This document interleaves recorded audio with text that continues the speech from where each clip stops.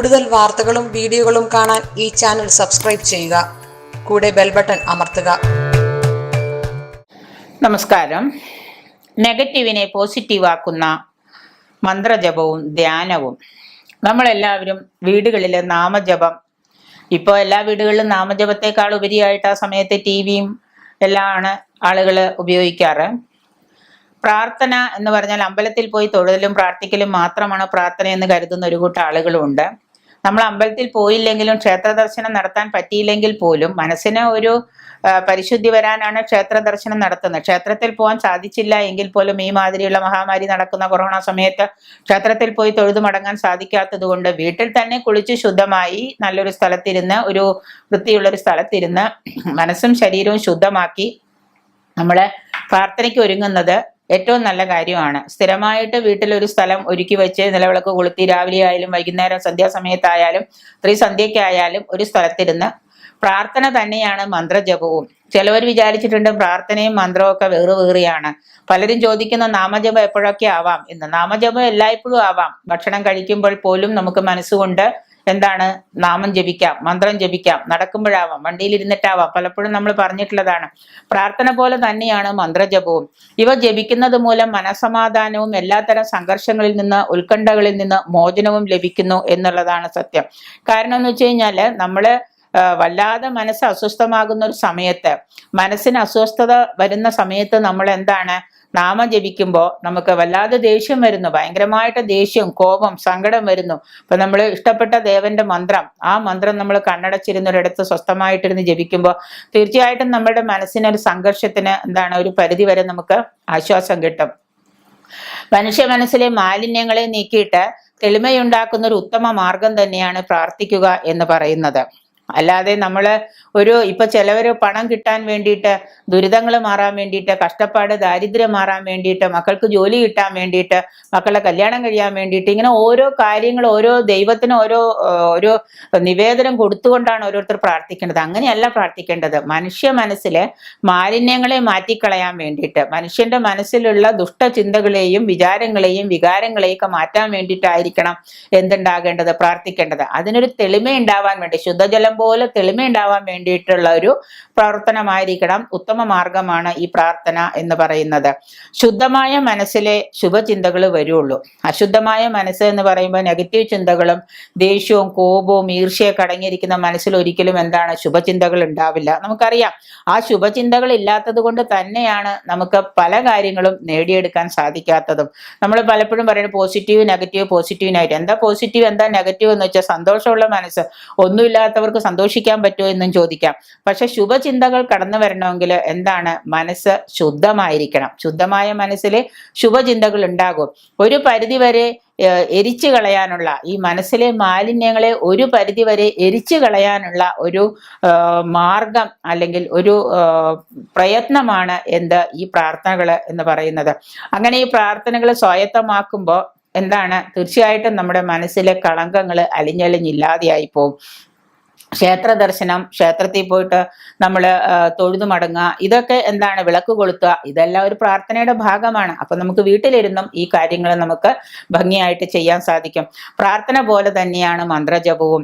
ഉറക്ക പ്രാർത്ഥിക്കാൻ പറ്റുന്നവർക്ക് ഉറക്ക പ്രാർത്ഥിക്കാം, മനസ്സുകൊണ്ട് പ്രാർത്ഥിക്കാൻ പറ്റുന്നവർക്ക് മനസ്സുകൊണ്ട് പ്രാർത്ഥിക്കാം, മന്ത്രങ്ങൾ ജപിക്കാം. എല്ലാത്തരം സംഘർഷങ്ങളിൽ നിന്നും ഉത്കണ്ഠകളിൽ നിന്നും മോചനം ലഭിക്കുന്നത് കൂടാതെ അശുഭകരമായ കാര്യങ്ങളെ നേരിടാൻ മനസ്സിന് ശക്തി ലഭിക്കുന്നു എന്നുള്ളതാണ്. ഒരു പ്രത്യേക വിൽ പവർ, ഒരു പ്രത്യേക എനർജി നമുക്ക് ഉണ്ടാവണമെങ്കിൽ നമ്മളൊന്ന് ആലോചിച്ച് നോക്കുക. എല്ലാ ദിവസവും മന്ത്രജപം അല്ലെങ്കിൽ പ്രാർത്ഥന നടത്തിയാൽ മതി. കൃത്യമായ ഒരു സമയത്ത് എല്ലാ ദിവസവും കൃത്യമായ ഒരു സമയം നിങ്ങൾ വെക്കുക. കൃത്യമായ ഒരു സമയം വെച്ചിട്ട് ആ കൃത്യമായ സമയത്ത് നമ്മളൊരു പ്രാർത്ഥനയോ ഒരു മന്ത്രജപമോ അല്ലെങ്കിൽ ഏതെങ്കിലും ഒരു ഇഷ്ടദേവന്റെ മന്ത്രം, ഒരു 108 1008 ഉരുവോ എന്തെങ്കിലും ജപിക്കാൻ നമ്മളൊരു പ്രതിജ്ഞ എടുക്കുക. അല്ലെങ്കിൽ ഒരു ഗുരുവിൽ നിന്ന് നമ്മൾ ദീക്ഷയായിട്ട് ഒരു മന്ത്രം ഏറ്റുവാങ്ങുക. എന്നിട്ട് കൃത്യമായ ഒരു സമയത്ത് നമ്മൾ ആ മന്ത്രം ജപിക്കാൻ നോക്കുക. തീർച്ചയായിട്ടും നമ്മുടെ മനസ്സിനും ശരീരത്തിനും ഭയങ്കര ഒരു വിൽ പവർ ആയിരിക്കും. ജീവിതത്തിൽ ഇതൊരു ചര്യയായിട്ട്, ജീവിതചര്യയായിട്ട്, ദിനചര്യയായിട്ട് നമ്മളിത് കൊണ്ടുപോകാൻ നോക്കുക. കൃത്യസമയത്ത് പറ്റുമെങ്കിൽ അത് തന്നെ ചെയ്യുക. സന്ധ്യക്കാണെങ്കിൽ സന്ധ്യക്ക്, അതിരാവിലെ ആണെങ്കിൽ അതിരാവിലെ. നമ്മൾ പറയാറുണ്ട് 21 ദിവസം കൊണ്ട് ഒരു മനുഷ്യന് മാറാൻ പറ്റുമെന്ന്. 21 ദിവസം കൊണ്ട് എങ്ങനെ മാറാൻ പറ്റും? പലരും ചോദിച്ചിട്ടുണ്ട്. നമ്മളിപ്പോൾ ഒരു മന്ത്രമൊക്കെ പറഞ്ഞു പറയും, നിങ്ങൾ 21 ദിവസം ഈ മന്ത്രം ഒന്ന് ജപിച്ചു നോക്കൂ. ആ 21 ദിവസം നിങ്ങളുടെ ശരീരത്തിനും മനസ്സിനും ഒക്കെ ഒരു മാറ്റം വരുത്തി നോക്കൂ. നിങ്ങൾ തീർച്ചയായിട്ടും ആ 21 ദിവസം കൊണ്ട് നമ്മുടെ ജീവിതത്തിന് ഒരു റുട്ടൈൻ വരും. ആ റുട്ടൈൻ തുടർന്നുകൊണ്ട് പോകാൻ സാധിച്ചാൽ ജീവിത വിജയമായി. അപ്പൊ അതുപോലെ തന്നെയാണ് ചില മന്ത്രങ്ങളൊക്കെ 21 ദിവസം 108 പ്രാവശ്യം 21 ദിവസം ജപിക്കാൻ പറയുന്ന വെച്ചാൽ 108x21 ജപിക്കുമ്പോഴേക്കും ആ മന്ത്രത്തിന്റെ പവർ നമ്മളിലേക്ക് അലിഞ്ഞു ചേരും. അപ്പൊ അതുകൊണ്ട് തന്നെയാണ് മന്ത്രജപം നമ്മുടെ മനസ്സിലെ മാലിന്യങ്ങളെ കഴുകിക്കളഞ്ഞ് നമുക്കൊരു യഥാശക്തി, ഒരു വിൽ പവർ വന്നു ചേരാനുള്ള ഒരു സാധനം തന്നെയാണ്. അതുകൊണ്ട് തന്നെയാണ് മന്ത്രത്തിനും പ്രാർത്ഥനയ്ക്കൊക്കെ ശക്തിയുണ്ടെന്ന് പറയുന്നത്. പ്രാർത്ഥന പോലെ തന്നെ മന്ത്രജപവും നിങ്ങൾ ശരിക്കും ശീലിക്കാം. ജപിക്കുന്നത് മനസമാധാനവും എല്ലാത്തരം സംഘർഷങ്ങളിൽ നിന്നും ഉത്കണ്ഠയിൽ നിന്നൊക്കെ നിങ്ങൾക്ക് മോചനം കിട്ടുന്നതാണ്. അശുഭകരമായ കാര്യങ്ങളെ അത് ഇല്ലാണ്ടാക്കും. ശുഭകരമായ കാര്യങ്ങൾ ചിന്തിക്കാനുള്ള ഒരു വിൽ പവർ ഉണ്ടാവും നമുക്ക്. മന്ത്രജപത്താൽ മനസ്സിൽ ഉണ്ടാകുന്ന ആ ശക്തി എന്ന് പറഞ്ഞാൽ, ഇനിയിപ്പോ നമ്മൾക്ക് മുൻജന്മ പാപങ്ങൾ എന്തെങ്കിലും ഉണ്ടെന്ന് ചിലർ ചോദിക്കാറുണ്ട്, ഞാൻ എന്താ ഇങ്ങനെ, അവര് ചെയ്യുന്നത് അത്ര പോലും ദോഷങ്ങളൊന്നും ഞാൻ ചെയ്യുന്നില്ല, അയാൾ എന്തൊക്കെ ദോഷങ്ങളാണ് ചെയ്യുന്നത്, അയാൾ എങ്ങനെയൊക്കെയാ പണം ഉണ്ടാക്കുന്നത്, പക്ഷെ ഞാൻ ഒന്നും ചെയ്യുന്നില്ല, ഞാൻ വളരെ സാധുവാണ്, ഞാൻ ഈശ്വരനെ വിളിക്കുന്നുണ്ട്, പക്ഷെ എന്നിൽ കുറെ എന്തായിരിക്കാം മുൻജന്മ പാപങ്ങൾ അടങ്ങിയിട്ടുണ്ടാവും. അപ്പം മുൻജന്മ പാപങ്ങളെ ഇല്ലാതാക്കാനും മനഃശുദ്ധിക്കൊപ്പം മനസമാധാനം ലഭിക്കാനൊക്കെ നമുക്ക് ഈ പ്രാർത്ഥനയും മന്ത്രജപവും ഒക്കെ ഉപയോഗിക്കാം. വിളക്ക് തെളിയിക്കാനുള്ള ദ്രവ്യങ്ങളാണെന്നുണ്ടെങ്കിലോ നെയ്യോ അല്ലെങ്കിൽ അതുപോലെ എള്ളെണ്ണയോ ഒക്കെ ഉപയോഗിച്ചിട്ട് നമ്മൾ എന്ത് വേണം, വിളക്ക് കത്തിക്കാൻ. എന്നിട്ട് നമ്മൾ ആ വിളക്കിനെ നോക്കിയിരുന്ന് വിളക്കിന്റെ മുൻപിലിരുന്ന് നമ്മൾ സ്ഥിരമായിട്ട് പ്രാർത്ഥനയോ മന്ത്രമോ ജപിക്കാൻ തുടങ്ങാം. അതുകൊണ്ട് ഏതെങ്കിലും ഒരു തരത്തില് ഒരു മന്ത്രവും അറിയാത്ത മലയാളികൾ ഉണ്ടാവില്ല, തീർച്ചയായിട്ടും ഉണ്ടാവും. ഇനി ഒരു തരത്തിലും മന്ത്രം അറിയില്ല, യുക്തിവാദിയാണ് ഞാൻ, നിരീശ്വരവാദിയാണ്, ഞാൻ ഒന്നും ജപിക്കില്ല, മന്ത്രം കൊണ്ടൊന്നും ഒരു കാര്യമില്ല എന്നാണ് കരുതുന്നതെങ്കിൽ പോലും നിങ്ങളുടെ മനസ്സിന് കോൺസെൻട്രേഷൻ കിട്ടുന്ന ഏതെങ്കിലും ഒരു വാക്കുകള്, ഈശ്വരന്റെ വാക്കുകളോ നിങ്ങൾക്ക് മനസ്സിന് പോസിറ്റീവ് എന്ന് തോന്നുന്ന ചിന്തകളോ മാത്രങ്ങൾ നിങ്ങൾ ഉണർത്തിക്കൊണ്ടുവരാം. മന്ത്രജപത്തിന്റെ പവർ അത്രയ്ക്ക് അപാരമാണ്. അപ്പോൾ ആ ഒരു സാധനം തന്നെ നെഗറ്റീവിനെ പോസിറ്റീവ് ആക്കുന്ന മന്ത്രജപം. അതുകൊണ്ട് തീർച്ചയായിട്ടും നമ്മുടെ മനസ്സിലെ അശുദ്ധികളൊക്കെ കഴുകിക്കളഞ്ഞ് നമുക്ക് പുതിയൊരു ഉണർവ്, പുതിയൊരു മോക്ഷം തന്നെ ഉണ്ടാവും എന്നുള്ളത് സംശയമില്ലാത്ത കാര്യമാണ്. ക്ഷേത്രങ്ങളിൽ പോയിട്ട് വെളിച്ചെണ്ണ മാത്രം ഉപയോഗിച്ച് നമ്മൾ വിളക്ക് കൊളുത്താറില്ല. അപ്പൊ എണ്ണയും കൂടെ മിക്കവാറും ക്ഷേത്രങ്ങളിൽ എന്താണ്, എള്ളെണ്ണ ഉപയോഗിച്ചിട്ടാണ് വിളക്ക് കൊളുത്തുക. ഇപ്പൊ നമ്മളിവിടെ വാങ്ങാൻ കിട്ടുന്ന വിളക്കെണ്ണ, ആരും വിളക്കെണ്ണ ഉപയോഗിച്ച് വിളക്ക് കൊളുത്തരുത്. എള്ളെണ്ണ തന്നെയുണ്ട്, എള്ളെണ്ണ തന്നെ ഉപയോഗിച്ചിട്ട് നമ്മൾ ചെയ്യണം.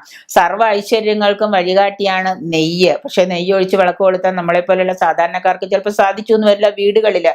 അപ്പൊ എന്ത് ചെയ്യണം എന്ന് വെച്ച് കഴിഞ്ഞാൽ സർവ്വ ഐശ്വര്യത്തിന് നെയ്യ് നല്ല ഇതാണ്, പവിത്രമാണ്. പക്ഷെ ആഴ്ചയിൽ ഒരു ദിവസമെങ്കിലും, ഏതെങ്കിലും വിശേഷ ദിവസമെങ്കിലും ഒരു ചെറിയ വിളക്കെങ്കിലും നെയ്യ് ഒഴിച്ച് കൊളുത്താൻ നമ്മൾ ശ്രദ്ധിക്കാം. അപ്പോൾ അതുകൊണ്ട് തന്നെ പല കാര്യങ്ങളിലും നമുക്ക് എന്താണ്, പ്രാർത്ഥന മനസ്സിനെ പോസിറ്റീവ് ആക്കുന്നു. ആ പ്രാർത്ഥന പോസിറ്റീവ് ആക്കുന്നതിനോടൊപ്പം തന്നെ നമുക്ക് അപാരമായ ഒരു ശക്തി, ഒരു വിൽ പവറും അതിൽ നിന്ന് നേടാൻ കഴിയും. 21 ദിവസം നിങ്ങളൊന്ന് പ്രാക്ടീസ് ചെയ്ത് നോക്കുക. ഇനി നിങ്ങൾക്ക് ഒരു മന്ത്രം അറിയില്ല എന്നുണ്ടെങ്കിൽ ഏതെങ്കിലും ഗുരുവിനെ വിളിച്ചിട്ട് ഏതെങ്കിലും ഒരു നല്ല മന്ത്രം ചോദിക്കുക. അല്ലെന്നുണ്ടെങ്കിൽ ഏതെങ്കിലും നമ്മൾ സ്ഥിരമായിട്ട് സാധാരണ ഉപയോഗിക്കുന്ന ഏതെങ്കിലും നാമജപങ്ങൾ നിങ്ങൾ ഉപയോഗിക്കുക. ആ നാമജപങ്ങൾ കാണാതെ പഠിച്ച് അത് സ്ഥിരമായിട്ട് നിങ്ങൾ ഒരു ത്രിസന്ധ്യാ സമയത്ത് ഉപയോഗിക്കാൻ നോക്കുക. ഒരുപാട് മാറ്റങ്ങൾ നിങ്ങളുടെ ജീവിതത്തിൽ ഉണ്ടാവാൻ തുടങ്ങും. അതിനെ നമ്മൾ ശരീരത്തെയും മനസ്സിനെയും പ്രാവർത്തികമാക്കി എടുക്കുക എന്നുള്ളതാണ് ബുദ്ധിമുട്ട്.